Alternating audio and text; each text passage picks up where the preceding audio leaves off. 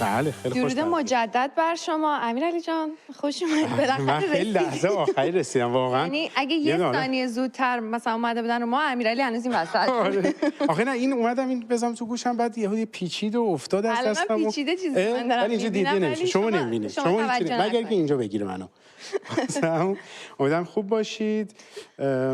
اتفاقی که امروز افتاد واقعا اتفاق ناراحت کننده بود، مثل همیشه که واقعا هر روز صبح بیدار میشی و یه خبری انگار منتظری که همیشه یه چیزی به وجود بیادش. و ما اتفاقا تو برنامه صبحگاهی که جدیدا من تو شروع کردن، نمیدونم حالا اگر دوستان شما بله من میدونید مثلا میدونید، دوستان اگر اطلاع ندارید، ما صبح‌ها الان حدود یک هفته هستش که داریم یک برنامه رو اجرا می‌کنیم به اسم صبح خیر من و تو در یوتیوب. فقط یه پادکست یوتیوبی هستش. ساعت 6:30 صبح لندن، علی همدانی 9 صبح بله 9 صبح ایران و علی همدانی اینو اجرا میکنه. این دیده میشه؟ آره باحاله. بچه‌ها میگن تهیه کننده میگه قشنگه. اوکیه. و بعدش این که تو برنامه علی عنوانش کرد، گفتش که ما انگار هر روز صبح باید با یه خبر ناراحت کننده بریم جلو. این پادکست رو هر روز تماشا کنید و اینکه اگه میخواین از اولین اخباری که چون که تا خبر ما خب بعداً فکر می‌کنم آخر یه مقدار دیرتر هستش، خب اون صبحگاهیمون خیلی آپدیت بیشتری خواهد داشت و این خبر ما اونجا دادیم. و حالا جالبش یعنی متاسفانه اتفاقی که افتاد توی روزی اتفاق افتاد که تولد کیان پیرفلک بودش و این یک بار دیگه جمهوری اسلامی نشون میده این وسط که چیکار میکنه، بازی میکنه با افکار مردم و یه جوری میخواد نشون بده که شما مردم هر چقدرم که به هر چی اعتراض کنید برای من مهم نیست. من دهنکجیمو بهتون میکنم و با وجود اینکه شما اعتقاد داشتین که حتی خانواده کیان پیرفلک اعتقاد داشت که مجاهد کورکور قاتل پسرش نبود. بله اصلا شما این عکس رو نگاه کن، ما خودمون در اینستاگرام من تو در گذشته گذاشته بودیم و این فکر کنم تولد کیان هستش در سال پیش فکر میکنم و خود مادر کیان پیرفلک و مادر مجاهد وایسادن و حرفی که مادر کیان زده بود که ما هر دو از یک جا زخم میخوریم و میگم اتفاقی که همیشه انگار دارن باید میخوان مردم از قصد، این نظر شخصی منه، اذیتشون بکنن و خیلی نمیدونم سادیسمه، نمیدونم چی میشه گفت. قدرت نمایی دیگه میخواد بگه که شما هر چقدرم که هر کاری که بکنیم باز من کار خودم رو میکنم و واقعا خبری بود که همه رو شوکه کرد. نمیتونم بگم چون خب خیلی وقت بود که حرفش بود که میخواد که مجاهد کورکور رو اعدام بکنه. نمیتونم بگم چرا شوکه کننده است در نهایت. 100% شوکه اصلا، ولی اعدام هر کسی واقعا شوکه کننده اصلا. نمیدونم واقعا باید تو این جور شرایط آدم میمونه واقعا دیگه چی بگه. یعنی هر چقدر شما بیای صحبت بکنی، نمیدونم واقعا نمیدونم تا کجا این مرز تحمل هستش. یا ببین از مرز تحمل که وقتی داری صحبت میکنی اتفاقا خیلی جالبه. امروز یه ویدیویی اومده بیرون که مطمئنم خیلی از بینندگانمونم دیدنش. یکی از بازیگرای میتونم بگم مطرح توی ایران یه ویدیوی از خودش منتشر کرده و گفته که دیشب توی اتوبان چمران تهران 2 بار مورد آزار و اذیت قرار گرفته. یک بارش حتی میخواستن ازش زورگیری بکنن. مثل اینکه خانم نفیسه روشن، بازیگر سریال‌های تلویزیونی و حالا سینمایی، ایشون این با خشم این رو عنوان میکنن. این ویدیوها رو الان شما خب به سه پکیج هست، شما اینجا توی مانیتور هم می‌بینید، با هم دیگه تماشا کنیم و بعد میتونیم 3 تا ویدیو هستش حرف میزنیم دربارش. حتما اولی رو ببینیم. امنیت رو از ما گرفتی؟ تو خونمون میترسیم بخوابیم. آدم نیاد بالا سرمون با چاقو تیکه تیکمون بکنه. تو اسنپ بریم تیکه تیکمون بکنن، تو تپسی بریم یارو چاقو بزنه مثلا قلبمون. الحمدلله که من تمام عزیزانم از ایران مهاجرت کردم، من و مادرم موندیم. تو خیابونم جرئت نداریم بیام. قالتاق بیشرف تو اصلا نباید با زن بجنگی. تو اصلا میبینی طرف زن پشت فرمون باید خجالت بکشی. انقدر پر رو و وقیح شدین بی‌ناموس. من عکسشو فیلمشو از دوربین ثبت بقایای ماشینم در میارم و که درس عبرت بشه که امثال الهی نازنین ما رو نزنن بکشن.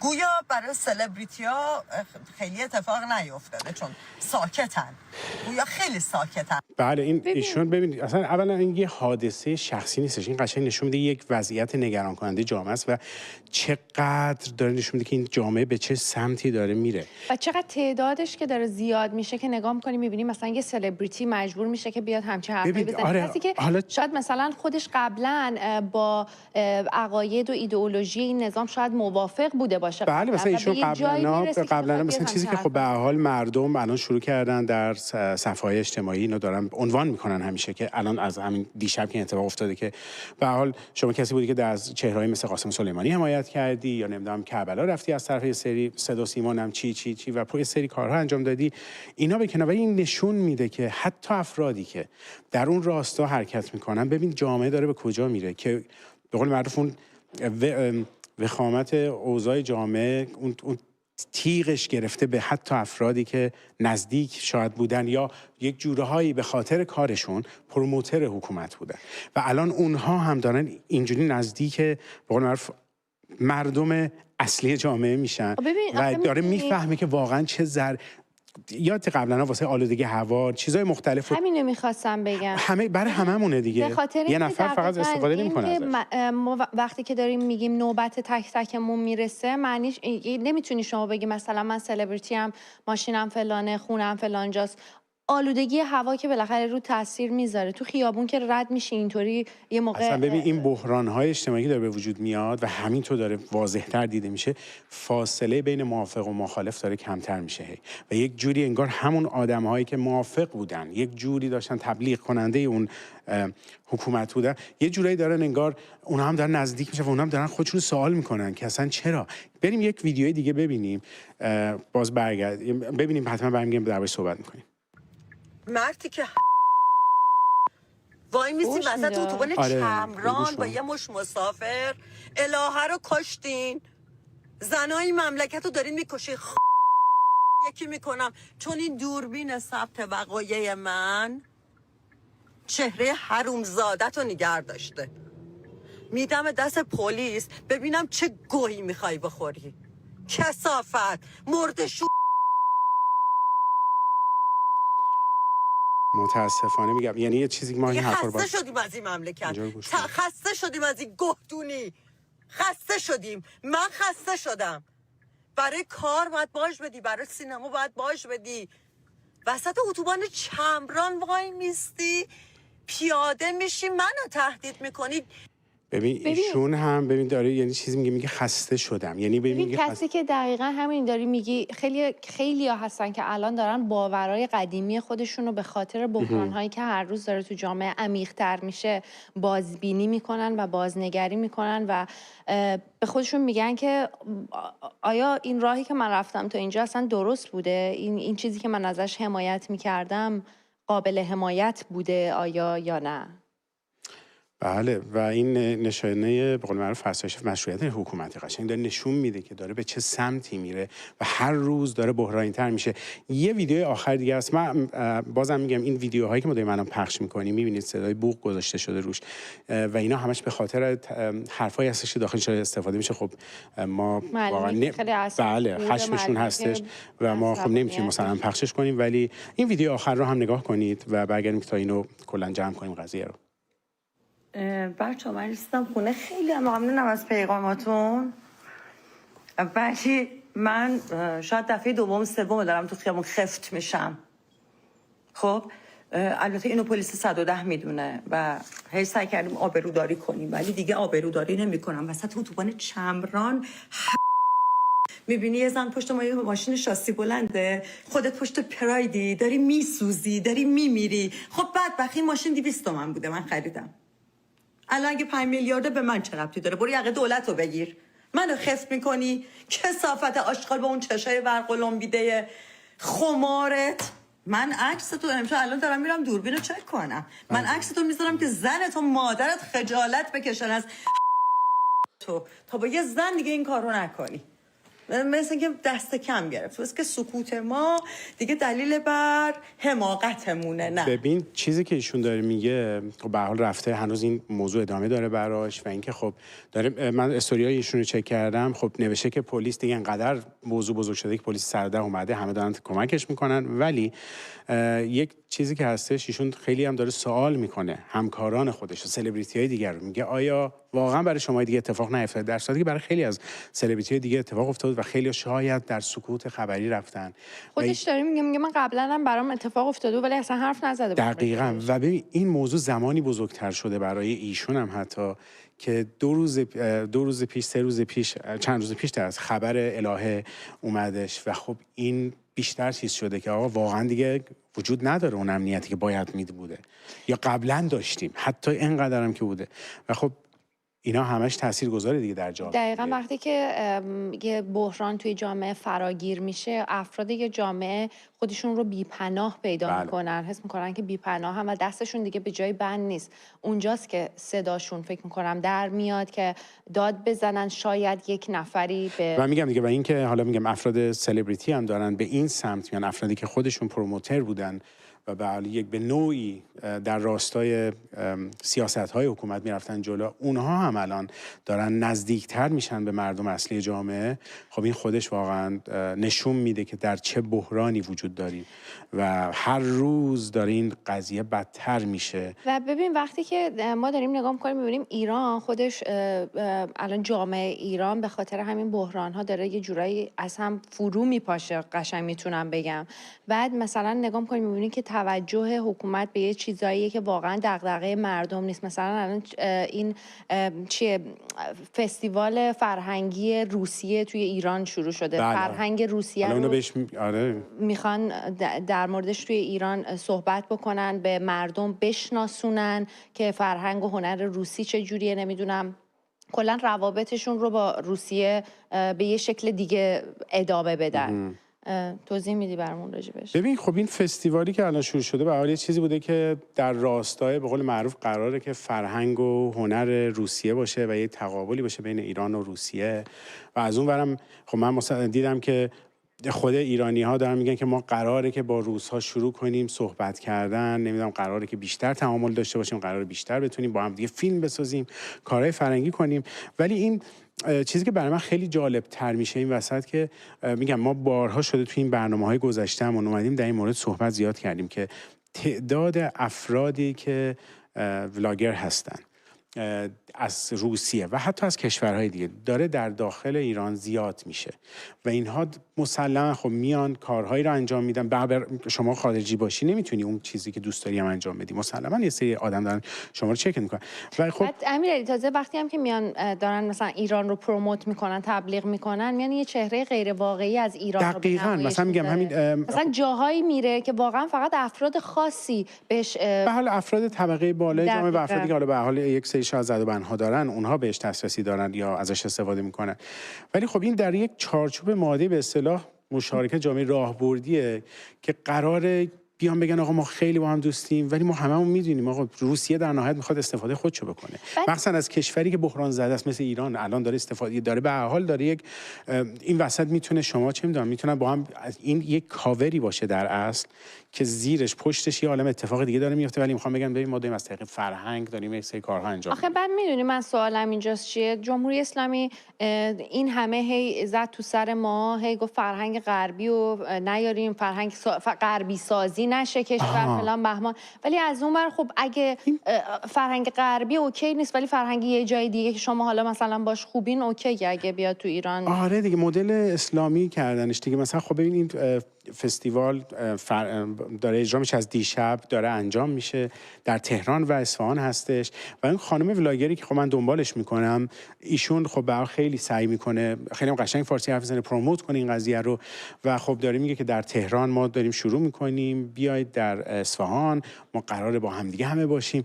و در جایی داره این اتفاق میفته که در خود کشور ایران حکومت جمهوری اسلامی داره سرکوب میکنه زنانشو، داره سانسور میکنه مردم خودشو و به این راحتی داره این کار میکنه. و بعد کاری تازه شما فراموش نکن، کارهایی هستش که ما خودمون در گذشته شرایطش فراهم کرده بودیم، مثل جشن هنر شیراز که در اون گذشته خارجی ها بیان خودشون اینطوری معرفی کنن، پروموت کنن و ما ایران رو پروموت میکردیم به عنوان یک سمبل نماد فرهنگی و تاریخی دنیا و تمام کشورها میادن اونجا خودشون این کارا رو انجام میدن. حالا یه طور دیگه شده. این ویدیو یک ویدیو کوتاهی هستش که این خانم ویکتوریا توضیحی میده در این مورد. مثل کلیپ کوتاه فوق العاده است، فوق العاده است واقعا. دمت گرم. منی که فارسیم کلی خوب واقعا لاغر شده، فارسیش اون بهتره. آره شما یه شبه که نمیتونی فارسی یاد بگیری. مشخصه یک پروژه‌ایه که شما حالا اکثرشون اینه که ما فرهنگ فارسی رو دوست داریم. نگاه کنیم این ویدیو رو همینجا. سلام، فردا شب چیکار میکنیم؟ پس فردا چی؟ اگر برنامه خاصی ندارید برای این هفته، من شما رو دعوت میکنم هفته فرهنگ روسیه در ایران، هم در تهران هم در اصفهان.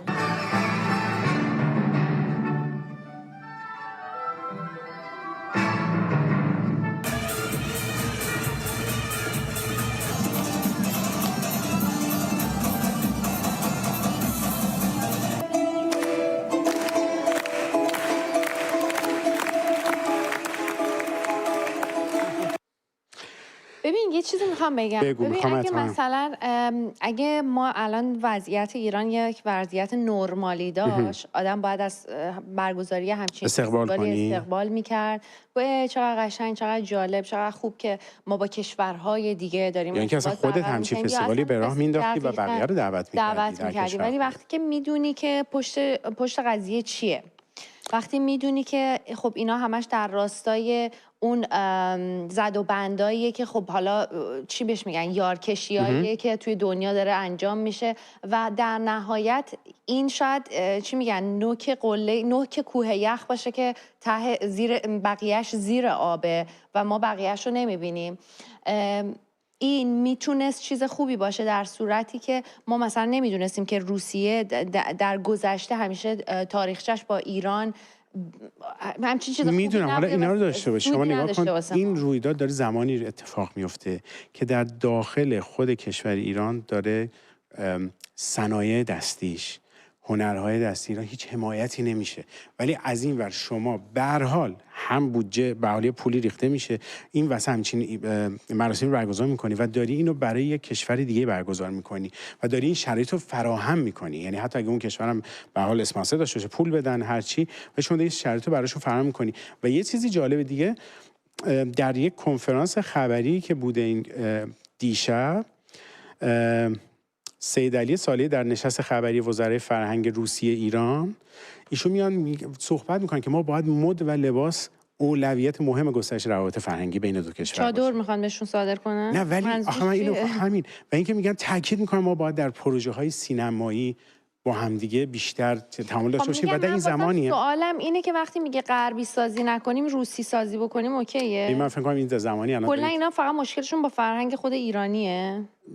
ببین تمام میدونیم دیگه، ولی من میگم این زمانی داره اتفاق میفته که دو تا کشور به حال در بحران هستن. روسیه هم از اون ور تو بحرانی برای خودش، ولی ایران هم در یک بحران. ایران تو بحرانی که هست، روسیه توی بلند مدت منافع کشور منو که در نظر نمیگیره، اون منافع خودش رو فقط در نظر میگیره و الان داره از ایران به نظر من استفاده میکنه واسه اینکه یک ابزاری باشه براش که بتونه قدرت خودش رو تقویت بکنه. آره دیگه، خب باید بکنه. اون کشور خودشه، برای خودش داره کار میکنه. مگه کدوم کشور دلش برای کشور من سوخته که اصلا شما دلت برای یک کشور دیگه میسوزه وقتی اسم ایران میون باشه؟ نه تمام شد. میسوزه، ولی وقتی اسم ایران در میون نباشه و منافع منو به خطر نندازه به عنوان یک ایرانی، منافع کشور منو بهتری. نه وقتی برای اسم کشور خودته آره دیگه، ولی خب آدم این وسط میاد قضاوت میکنه که چه افرادی واقعا دارن این استفاده رو میکنن و دارن مردم کشور خودشون رو بیشتر سرکوب میکنن و حالا در قالب یک سری فستیوال های کوچولو میان به قول معروف میگن که ببین چقدر آزادی است. بلاگرها هم همین کار دارن میکنن، به راحتی میان نشون میدن همونجوری که خود گفتی چه غذاهایی چه رستوران‌هایی. اصلا مردم ایران همینجوری زندگی میکنن، در صورتی که شاید 1% جامعه دارن اونطوری زندگی میکنن. به حال گفتیم که اینم بهتون بگیم و حالا اگه خبرهای دیگه بیشتر باشه حتما بهتون اطلاع خواهیم داد. یک چیزی من جدید پیدا کردم و دیدم و برام خیلی جالب بود و ناراحت کننده از این نظر که چقدر ماها با هم دیگه نقطه مشترک میتونیم داشته باشیم. میخوام بهت بگم این چیزی که الان میخوای بگی شاید آینده ایران باشه واقعا. امیدوارم یک که نباشه. جورایی بوده، ولی بچه‌های ایران واقعا میگم بالا خودشون یه جوری تونستن این موضوع رو دور بزنن و هنوز این اتفاق نیفتاده خوشبختانه. ولی در کره شمالی من داشتم یه ویدیویی رو نگاه میکردم، BBC جهانی یک گزارشی رو رفته و تونستن یک تلفنی رو، گوشی موبایلی رو از داخل کره شمالی بیارن بیرون و تازه برای اولین بار بفهمن که مردم کره شمالی دارن با چه چیزی به قول معروف زندگی میکنن، روزمرهشون هستش. بله. سانسوری. و نشون میده که دولت و مقامات کره شمالی چطوری دارن این کار انجام میدن و مخصوصا به خاطر اون اتفاقی در کره جنوبی میفته. کره جنوبی همش داره میگه آقا ببین ما چقدر پول داریم، چقدر زندگی شیکی داریم، سریال هایی میسازیم، و اون کره شمالی میاد میگه نه اصلا نمیتونید شما اینا رو ببینید. واسه تو از کره جنوبی تمام این سریال ها اینا به قول معروف قاچاقی وارد کره شمالی میشه دیگه. حالا اتفاقی میفته نشون میده که اپ های کره شمالی چطوری سانسور میکنن. مثلا طرف میاد مینویسه یک کلمه اسم اوپا که بیشتر الان نشون میده که بچه‌ای که به عشقشون میخوان بگن به قول معروف کاپلا، پارتنرها این حرفو به هم دیگه میزنن، ولی تا اونو میزنن اینجا یهو کلمه خودش اتومات عوض میشه و به اسم مثلا میاد اینطوری میادش و میگه فقط به عنوان دوست، یا میگه فقط این کلمه رو شما میتونید به عنوان به برادر و خواهرت بگی. این یه سانسور و در لحظه این اتفاق میفته. یا یه کلمه که کره میخواد بنویسه کره جنوبی، تا میرسه کره جنوبی میگه پاپت استیت. می‌دونی؟ و این قشنگ چیزی که این وسط داره میگه که آقا اینا دست نشاندن، اینا کسایی هستن که آره. و یه چیز اتفاق خیلی ترسناکه که نشون میده کره شمالی هر 5 دقیقه داره از گوشی‌های موبایل همه مردم کشورش عکس میگیره و اطلاع ذخیره میکنه. ای بابا. و میگه تنها کسانی میتونن این قفل رو باز کنن و اینا رو ببینن چی کار داری میکنی که مسئولای دولتی باشن، ربط داشته باشن به خود حکومت کره شمالی. و این من خودم وقتی داشتم نگاش میکردم یهو این برام تداعی شد که اگر یک زمانی اینترنت ملی که دارن دربارش صحبت میکنن، یعنی که همه جا رو ببندن، بابا این اینترنت سوپر ملیه دیگه. یارو این میشه وقتی که جمهوری اسلامی واقعا امنیتیه، اینترنت امنیتی میشه. واقعا جمهوری اسلامی وقتی دوستاش در دنیا کره شمالی، روسیه، چین هستن و هیچ کی دیگه باش دوست نیست، بقیه کسایی که باش دوستن مثلا در لحظه است دیگه، برای منافع خودشونه دیگه. این خیلی ترسناکه و من اینجوری بودم که اگر یک زمانی اتفاق بیفته جمهوری اسلامی واقعا همینو میخواد در آخر انجام بده دیگه. و این فقط میگم برام جالب بود که ببینید شما هم که در یک جایی که با دنیا قطع ارتباط کرده، چقدر دنیا باش قطع ارتباط کرده، اون نکرده، اون میخواد باشه و دنیا میگه آقا تو اصلا نمیتونی با ما باشی چون اصلا خودت خواستی. ببین قشنگ یه جوری انگار دستگاه امنیتی همه چی در انحصار دستگاه امنیتیه و تمام ابزارهای سرکوب دست دولته و کسایی که میتونن کنترلش بکنن و از این طریق دارن مردم رو قشنگ تو مشتشون گرفتن. بعد من یادمه که چند وقت پیشا یه خبرایی میومد بیرون از این که خب یه سریال رو راه میدن که بیاین برین، اگه دوست دارین بیاین برین از کره شمالی بازدید بکنین، ولی خب هی ویدیوهای مختلف میاد که انگار همه چی استیج شده است، از همه چی ستاپ شده از قبل. مثلا شما چیزایی رو فقط میبینی اونجا که برات گذاشتن اونجا که ببینی. تو یک رویدادی خیلی از آدم‌های ولاگرا رو فرستادن اونجا، از دنیا، از آمریکا بودن، از انگلیس بودن. من خودم چند تاشو میشینم بعضی موقع نگاه میکنم واقعا. از روسیه بودن. آره و جالبه، نه انگلیسی‌ها خیلی براشون جالب بود که رفته بود یه ولاگر خیلی معروفیشون هم هستش و نشون میداد که چه اتفاقی داره اونجا میفته. و همون چیزی که الان میگی مثلا وارد مثلا شاپینگ ماله میشی میبینی فقط مثلا طرف داره پیتزا درست میکنه یا داره مثلا یه سوپ مخصوص درست میکنه ولی هیچ مشتری وجود نداره، فقط انگار ولی یه جوری دیده میشه که انگار حتی اگه مشتری هم که هستن اینا هم خودشون بازیگرن، یعنی گذاشته شدن که بیاد مثلا تو این صفحه وایسه الان از این پیتزا بگیره ببره، وگرنه مثلا چه میدونم چون چیزایی که شنیدیم میگن فقط یه سری مدل مو اونجا میتونی داشته باشی، فقط یه سری چیزایی که اصلا تو ذهن ما هم نمیگنجه، اما مثلا اینا رو برده بودنشون از آرایشگاه بازدید بکنن، موهاشون رو کوتاه کنن فلان، اینا همه ستاپ شده بوده و از قبل تعیین شده که اینا فقط مثل یه فیلم سینمایی خیلی بزرگ اینا برن تماشا بکنن اینو، اون چیزی که میخواد دولت رو برداشت بکنن و برن بیرون. That's it. آره واقعا. و میگم امیدوارم که میگم حالا این ویدیویی که ما نشون دادیم بهتون فقط یک گوشه بود، بله یک گوشه بودش که فقط به همه نشون بدیم که چه اتفاقی میتونه بیفته در جایی که واقعا بسته بشه و واقعا خیلی بخواد همه چیش امنیتی بشه. قبل از اینکه مهمان عزیزمون بیادش بشین اینجا کنارمون که تا چند دقیقه دیگه هستش، میخوام یک برنامه رو تبلیغش رو بکنم که قرار هست همین جمعه پخش بشه ساعت 10 شب. برنامه هستش که واقعا زحمت کشیده شده روش. علی حمید و امین واقعا تلاش کردن و یک مستند فوق‌العاده‌ای رو درست کردن. ذوباهن آریامهر و مستندی که ما تونستیم با آقای شیبانی صحبت بکنیم، سرپرست کارخانه ذوباهن اصفهان، و تصاویری پخش میشه در اینجا و خاطره‌ای از ایشون گفته میشه که بدون شک هر ایرانی اگه تماشاش بکنه به خودش میتونه افتخار بکنه در لحظه و حتی میتونه ناراحتش بکنه، مثل خیلی از اتفاقای دیگه که ما از گذشته میبینیم و الانمون رو داریم مقایسه میکنیم و ناراحت میشیم. این برنامه در یوتیوب من و تو آپلود شده زودتر از پخش تلویزیونی. هفته گذشته آپلود شد برای ممبرهای عزیز، برای من و تو فنز و من و تو سوپر فنز زودتر از پخش تلویزیونی، ولی از دیروز برای کل عموم باز شده. اگر الان نمیتونید تا جمعه صبر بکنید، حتما تشریف ببرید در یوتیوب من و تو این مستند فوق‌العاده رو تماشا کنید و ببینید پروژه بقولن کلید خوردن صنعت مادر ایران از کجا شروع میشه و به چه جایی میرسه و چه رویاهایی براش هنوز وجود داشته و قرار بوده چه اتفاقای دیگه بیفته. یک کلیپ کوتاهی الان تماشا کنیم، برگردیم با مهمان برنامه اینجا ادامه خواهیم داد. اکنون ما از خود ذوباهن داریم و این دگرگونی عمیقی در چهره تکنولوژی میهن ما ایجاد خواهد کرد. ذوباهن آریامهر به دوران خجسته شاهنشاهی محمد رضا شاه پهلوی همچون راه آهن اعجازآسای رضا شاه بزرگ برای همیشه در صفحات طلایی تاریخ ایران جاودان خواهد ماند.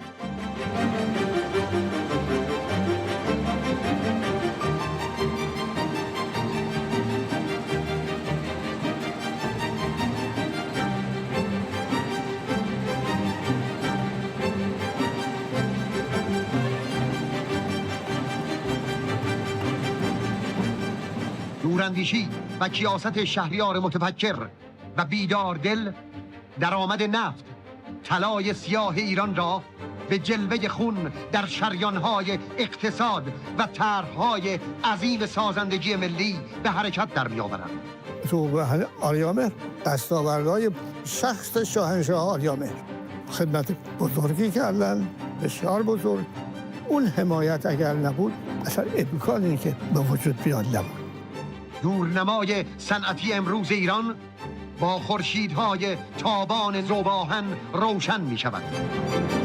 خیلی وقتی باید کردم 3 بعد نصف از دفتر می اومدم بیرون، ساعت 7 صبح سر کار بودم. کار. یه لغت رو خیلی زود بهش مسلط شدم. روز 100 تا تلفنی که به من میشد فلان کار بکنیم، فوری. این در پایان ایستاده مغرور سخن از آغاز و از گام‌هایی می‌گوید که ایران بزرگ به سوی بزرگی و شکوه برمی‌دارد، چرا که نیروی آفرینش را در عضلات دست و پایش دارد و کوره خورشید را در چشمانش. مطالعات زمین شناسی شروع شده بود، به تدریج معدن پیدا می‌شد. زیر تمام کویر ایران سفره‌های زغالسنگ بود. بعد از چین بزرگترین ذخایر زغالسنگ دنیا رو داشتیم. البته مرغوبیت زغال اروپا رو نداشت. مال ما مال دوران سوم بود. از نظر مواد اولیه مسئله نداشتیم. از نظر هوش ایرانی آدم با هوشی بود. وقتی امنیت کاری داشت کار میکرد.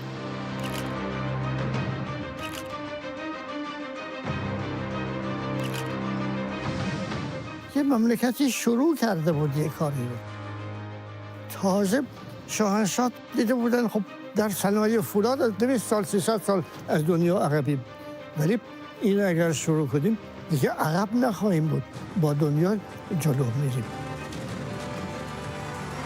و این دست‌های سازنده، این پولادهای آب دیده که با پولاد می جنگند، در پی این آرزویند که ندانم کاری ویرانی به بار نیاورد و کاردانی ایران را در شتاب سالمش به سوی صنعتی شدن یاری دهد، چرا که اینک زمانه دیگر است و فصلی دیگر.